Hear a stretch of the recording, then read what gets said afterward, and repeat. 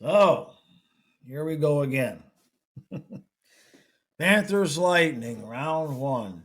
Now, it's not the fourth time we've met in the first round, but the time we met in the second round, I don't even want to talk about that. That was, we kind of met Tampa in the second round, only we didn't win a game. So, did you really play in the second round if you only got swept? So, what about this year? Well, what I will say looking at this year is I didn't want to play the Lightning last year either. Now, these two very different teams from where they were at the end of last season. If you look at Tampa's stats, I'm not going to dig into them too much because it's just regular season only means so much, and that's the point. If you look at Tampa's stats, they look eerily similar to the Panthers' stats, the President's Trophy season, the year that we got swept by Tampa. Tampa was in the middle of winning cups, and we came in thinking we was hot potatoes, and we turned into applesauce or mashed potatoes. Yeah, mashed potatoes. I don't think you can turn potatoes into applesauce. That probably wouldn't taste very good. So they turned us into mashed potatoes. I'm hungry this morning. So we'll just start right here with the goaltending. I think everybody knows, generally speaking, Vasilevsky usually has better numbers than Bob. He does again this season. We know that both guys are capable of turning it on and becoming absolute ridiculous brick walls. And both guys are also capable of giving up, the bad angle shot. Everybody can have a bad game.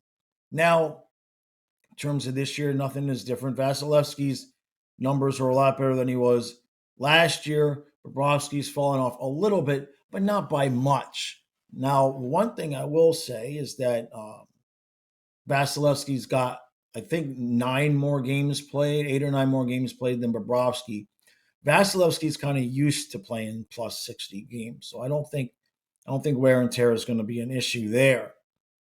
Now, when you look at the rest of the lineup, one thing that usually, I shouldn't say always, usually sticks out like a sore thumb for the Panthers is the third line. Lindell Luostarinen and whoever we've picked up to be on their right wing for the playoffs. Last year it was Tarasenko. This year it's Marchand.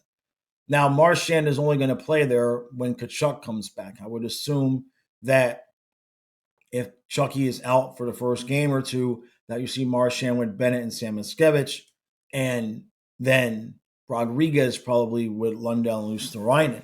Now, when Chucky comes back, Panthers have a plethora of fourth-line players, and we can get into that. But the third line here against Tampa, it's not necessarily going to be the advantage that the Panthers have had in the past. Who's going to handle Nick Paul if he's the one that ends up centering that third line or even on the third line? Lundell's not the biggest guy. Luostarinen's got some size and girth to him. That's going to be interesting if they match up that way. Now, and then the other part to that is Marchand, right? Now, he's looked good since he got here. He has gotten better and better as he's played with us. He's gotten a couple goals here recently. He got the only goal for the Panthers last night. Kind of looked off Vasilevsky and got him short side, which I'm happy he got the goal, but hopefully he didn't give away any of his secrets to Vasilevsky so early on. Vasilevsky's the type of player that you can get one on him, but then you might piss him off, and that might be the only one you're going to get on him. So we'll see how that plays out. Now, the fourth line for the Panthers is another area of concern for me. We've got plenty of depth. We have so much depth that I'm not convinced that the guy that we picked up supposedly to be an upgrade at 4C and Nico Sturm is going to play over Nosek. Now, last night, Nosek sat and Sturm played. And we were obviously not interested in winning that game, and we were resting a lot of the starters as much as we could. Now, Sturm was brought in. He had a 62% save face-off percentage in San Jose, where he came from, but he has struggled mightily. He's not playing bad defensively, but he doesn't have a goal, and he's been 47% in the circle. So while he was supposed to be a almost 10% improvement over Nosek, in reality, he's been about 3% worse. Now, a couple people in my noon stream alluded to the idea that that's because making the switch from the Western Conference to the Eastern Conference. I can't say I necessarily would disagree with that because he's dropped 15 percentage points in his faceoffs from the time he was with the Sharks to the time he's been with the Panthers. So I don't know if we're going to sit around and wait around for him to figure it out. You might see Nosek start, and then if there's some kind of a problem, Sturm would come in.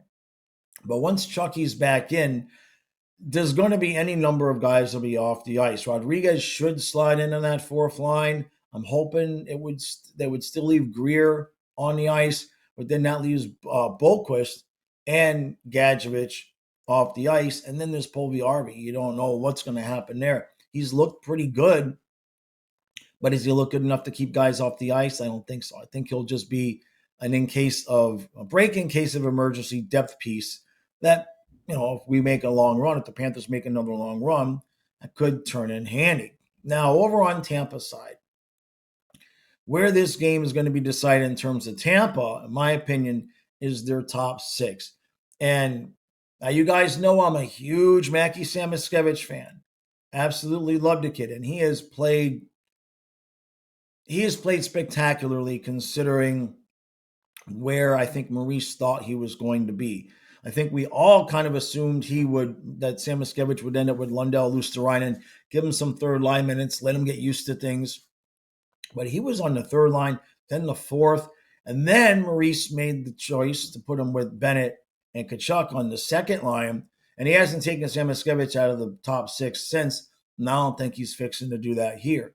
So now we have Mackie Samuskevich on the second line against Tampa in the playoffs. Now, Mackey's no stranger to being physical. He loves that style of play. He fits what the Panthers do spectacularly.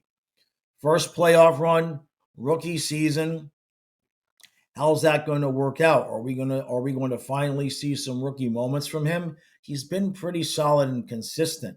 He's not perfect, but certainly there hasn't been any consistent issues or anything with him really getting beat defensively or anything like that. So when you look at Tampa's top six, however they slot things around, there's going to be a guy with a lot of experience that's going up against Samuskevich.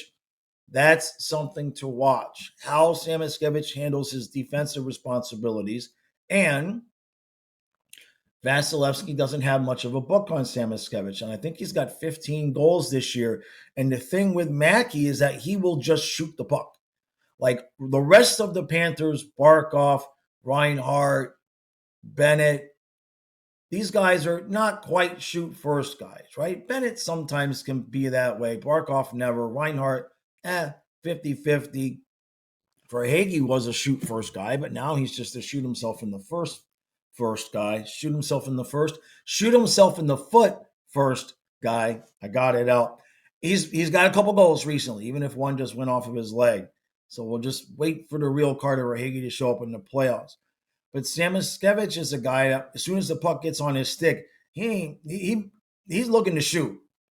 He's looking to shoot first. And if he doesn't think he's got a halfway decent shot, then he'll look for the pass. So I don't want to sit here and say that a rookie is going to be the key to our top six, but in some sense it could be, because if he can't quite handle the smoke, there's things you could do. You could put Marchand with Bennett and Tkachuk if Tkachuk was back, and that would solidify that second round. But how much gas does Marchand have in the tank? The lines that Samuskevich have had a lot of success because of his speed and the chaos that he creates. So it's going to be of key importance that he can continue to play. Samuskevich can continue to play the level he has and handle his defensive responsibilities the way we need him to. If he struggles, that could be the difference in this series because it's that tight. Now we know the top two lines, they're going to get their points, right? Point, Kucherov, Barkov, Reinhart. You're not shutting anybody down completely that way, right? Now, two things I will say that are kind of related. This is a big key. In my opinion, this is a big key. Tampa, on one hand, is the kind of team where if you have a poor period, they could put 5 on you and the game is over. They could put 3 on you, and with Vasilevsky, the game is over.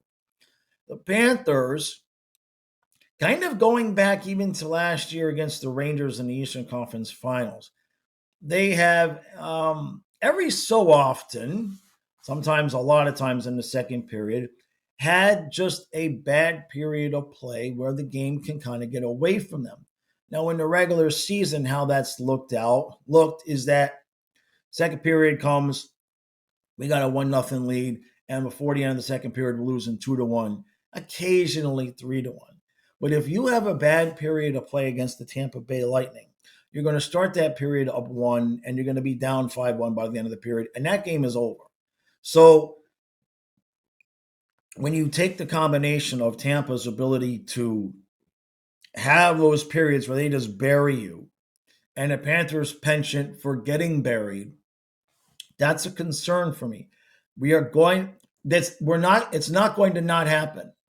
There's going to be bad periods in play. We have to limit, if you have a bad period of play, 2 goals.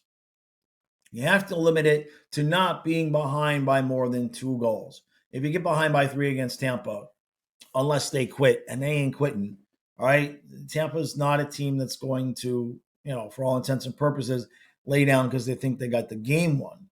So it's going to be very important that the Panthers minimize the damage of the bad periods, because one bad period against Tampa, and that game is gone. And you only get so many of those before the series is over. So when you look at Tampa's depth scoring and you look at the Panthers' depth scoring, the Panthers' star players are going to need to come through. Barkov is going to have to shoot the puck. Reinhart is going to have to be hot. Verhaeghe needs to turn into the real Verhaeghe. Bennett's going to need to score. Chucky needs to be healthy. Samuskevich needs to hold his own. He just does. And then the depth guys, we all know how Rodriguez did last year. He may end up on the 4th line, but you got Marchand on the 3rd line, and that's another guy where we're going to need our top guys, to step up, but so is Tampa. Now, when you look at the difference in the goal scoring, it's pretty palpable. I believe, if memory serves me correct, Tampa has 4 guys over 30. I think they got 2 over 40, and they got another at least 3, maybe 4 guys over 20 in terms of goal scoring. Panthers don't have that. Not this year. Now, Barkov just barely got to 20. Verhaeghe just barely got to 20. Reinhart, I think, got stuck at 39. Not that 39 is bad. We've had a few depth guys, Mackey getting 15. That was needed. If you look at the stats, I think he's got like 4 or maybe even 5 game-winning goals. So again, I know he's a rookie, but it is going to be of massive importance that he continue to play at least at the level he has. And I'm interested to see how he responds to the challenge, because Tampa can make, it's and the same thing with the Panthers. I mean, you can make a top 6 in any way that you want to put it, move guys around, and the top line, especially, you're going to be like, yeah, that's the all-star. That's practically a Hall of Fame line. You know what I mean? So we got our work cut out for us. Panthers have their work cut out for them. Now I'm on the defensive end of things. Yeah, on the defensive end of things. So in terms of the Panthers, you got the 2 games without Ekblad, but Ekblad's already out there because you got Seth Jones. When Ekblad comes back, there's 2 Ekblads. Now, we won a cup with Ekblad and Forsling. We won the conference 2 years in a row with Ekblad and Forsling. So I know we like to give Ekblad a lot of grief, but he can't be that bad. He can't be that bad. Now, what you'll hear most defenders of guys like Ekblad and Jones say they're on the ice 28, 30 minutes a night. You handle the puck that many times, there's going to be mistakes. Okay, fine. Last night, Seth Jones lost an edge in the corner. It led to a goal. I mean, guys are going to lose an edge, right? When you're on the ice that often up against the other team's top players, Stuff's going to happen. So, a couple of things there on the defense. Ekblad should be pretty damn motivated. He should just have all the motivation in the world. He needs a contract. He just come back from suspension. We brought in a guy and paid a hell of a price, a guy that can replace him.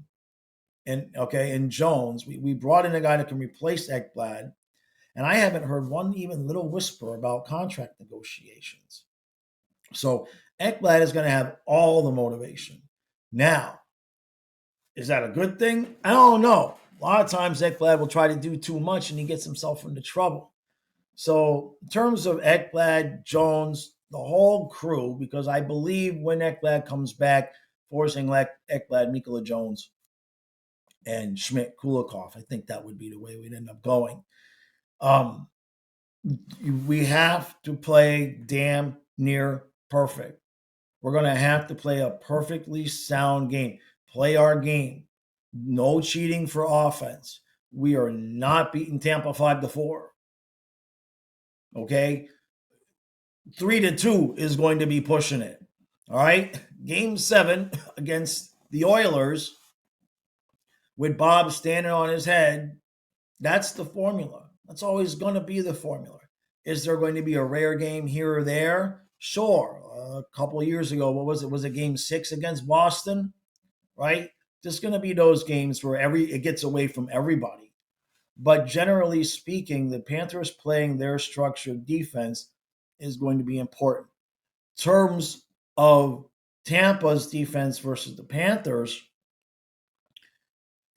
don't have a super dynamic offense. They have guys that can put the puck in the back of the net when given an opportunity, but we don't really do the whole speed rush game all that much anymore, especially because we're missing OEL and Montour. Now, Ekblad will try that from time to time. Forsling occasionally. Balinskis probably won't be on the ice, but he's been a guy that's at least tried to push.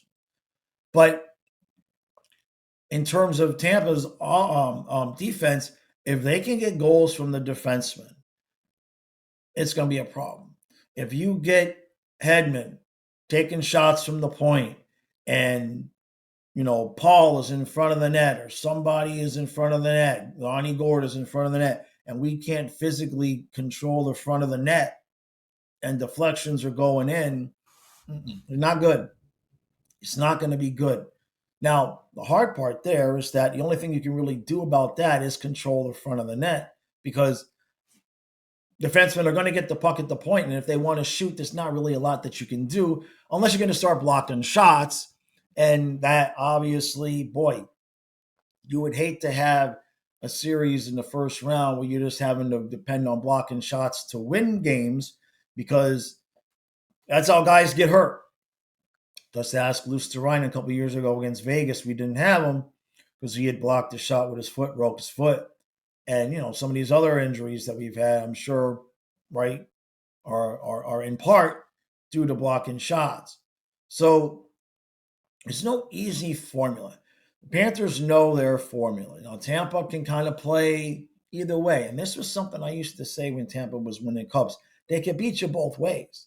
If you want to play run and gun, they'll beat you 5-4.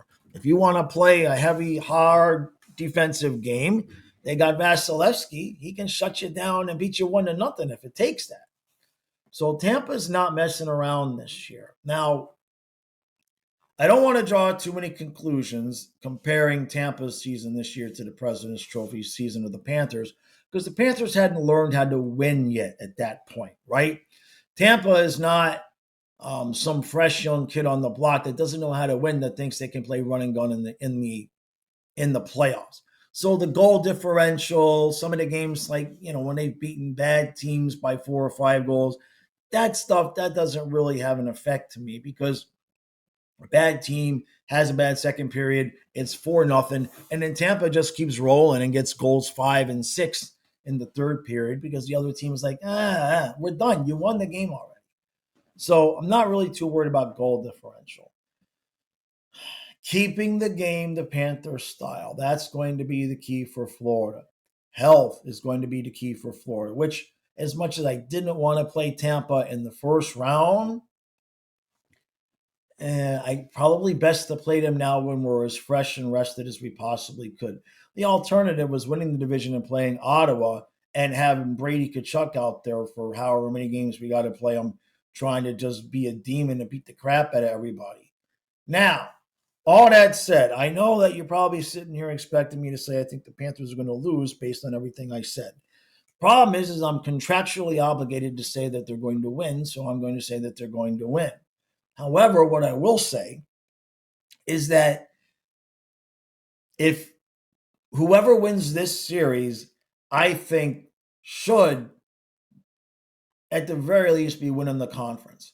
And that reminds me, is very reminiscent of something I said, I think game 2, game 3 against the Rangers last year. I felt like whoever won that series should be winning a cup. Of course, I don't think the Rangers won another game after I said that, but that's besides the point. I think whoever wins this series should be winning the conference. The only other team that I would be concerned about either one of these teams is what can the Capitals do? And by then you're talking about round 3 and you don't know what the health situation is going to be. But when you look at the goaltending alone, you got to kind of favor Vasilevsky or Bobrovsky over anybody else that's going to be out there in the Eastern Conference. And then in the West, you just don't know who's coming out of there, what the health is. Colorado looks like they could be a beast. Vegas, never bet against Vegas. That's what I always say, right? And one of the kings of the Oilers is going to make the second round. But I'm going to have some other series previews up before that. In the end, 7 games. 7 games. And I know game 7 is going to be in Tampa. I know. And we can't beat them with experience. We really aren't going to beat them with better goaltending. So what's going to be the deciding factor? We can't beat them because we got the better coach. What's the deciding factor? I have to make this up in my head right now. Let's see.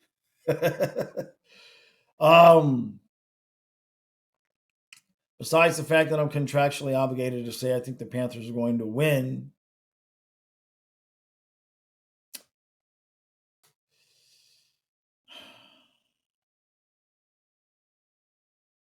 it's a good question. I don't have an answer for you. What would be the deciding factor? Like, what is the thing I look at with the Panthers and think they're better than Tampa Bay? I see a lot of even. I see even all over the ice, right? The only thing that I can say is I don't want to use recent experience, right? And even motivation-wise, you would kind of think Tampa would have the upper hand there. I know the whole preview sounds like I'm picking Tampa, but I'm not. Maybe that's the reason why, because everything says Tampa should win this series, so I'm going to pick the Panthers. That might be the thing. When you look at them on paper, statistically, a neutral party would probably pick Tampa. But it doesn't account for some extra things. How much juice are we going to get Tkachuk? Is Tkachuk actually really healthy and ready to go? Or is it like game 4 against Vegas where it's like, well, he's got a broken sternum, but go ahead, throw his ass out there. He can't put a shirt on himself, but throw him out there. Is it like that? Was this a situation where Chucky really needed surgery and just tried to heal it as long as he can? No. What version of Chucky are we getting? And what version of Barkov are we getting? And I'm not being critical of the captain. Don't get me wrong there. But we all know there's 2 different versions of Barkov. There is the I'm just going to play defense and passively pass the puck every time I touch the puck. And there is, oh, look, there's 5 minutes left in the game. Maybe I should try to score, and he can take over in moments and put the puck in the back of the net. We're going to need that guy. We're going to need Barkov, Reinhart, especially Bennett, Verhaeghe. We need these guys. These are the guys that got paid. Bennett hasn't been paid yet. We need to pay him. But we need the guys to come through. And how do we win game 7 in Tampa? How do you go into Tampa game 7? Because I do believe it's going 7 games. So how do we go into Tampa in game 7 and win that game? You're not going to out-goalie them. You're not going to out-coach them. You don't have the speed to outspeed them. The word that comes to me is fate. The word that comes to me is fate. And maybe the fact that Tampa made 3 in a row and won 2, maybe that will be a motivating factor for the Panthers. Panthers have been little baby brother for a long time. But this is not last season where we spanked them. It's not Stamkos, out there, and Vasilevsky just coming back from surgery early in the season. This is a different Tampa team. And I'm sure the guys that have won cups are looking around thinking, I think we could get another one here. And I don't blame them one bit. But all stats aside, if this is a big test of turning on the light switch, just turning it on, because they haven't been doing what teams like to traditionally do before the series, which is kind of ramp up. We've been playing a little bit better, but let's face it, we've been sitting guys. So the whole question is, can they just turn it on? And I think if the answer to that question is yes, if Chucky's actually healthy, if Ekblad plays within himself when he comes back, I think we win not for hockey reasons. And I say that a lot on this channel. And what I mean is that I think when you lay it all out in hockey reasons, a neutral party might pick Tampa. But I'm not a neutral party, so I'm going to pick my team. So that's the best reasoning I can give you. Sometimes, there was no reasoning when we beat Boston. I'm not comparing this series to that. But when we beat Boston, there was no logical reasoning. When you looked on paper, it's like, yeah, Panthers aren't going to win this series. For freaking hell, Bob's save percentage that year was over. His goals against was over 3, right? So there was no, sometimes it's not about the paper. And I just don't feel, I'm in my feels now, I just don't feel like this team is going to win 2 straight conference championships and to get ousted in the first round. Now, had we played Tampa in the second round, I might sing a different tune. But I think the question for the Panthers is, do they have enough gas to finish off another cup run? That remains to be seen. But I feel they at the very least, will have enough gas to finish off Tampa here in the first round. And hopefully, if we've got enough body parts left still intact after that, we can go on a longer run. But we'll have to see how that goes. So I'm picking Florida. Of course I'm picking Florida. That's not a big surprise. But for all of the reasons I mentioned previously, of course, I'm not going to sit here and be shocked if Tampa wins.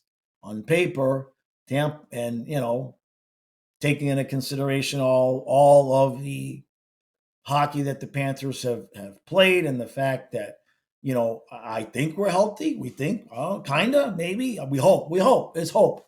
It's hope and sunshine and rainbows. So I'm not going to be surprised if Tampa wins. But in terms of a pick, hell, Panthers in 7, 2-1, a repeat of Game 7 in the Stanley Cup Finals. That's my pick. All right, you guys can tear me up in the comments. I appreciate all the support. I'll see you at noon.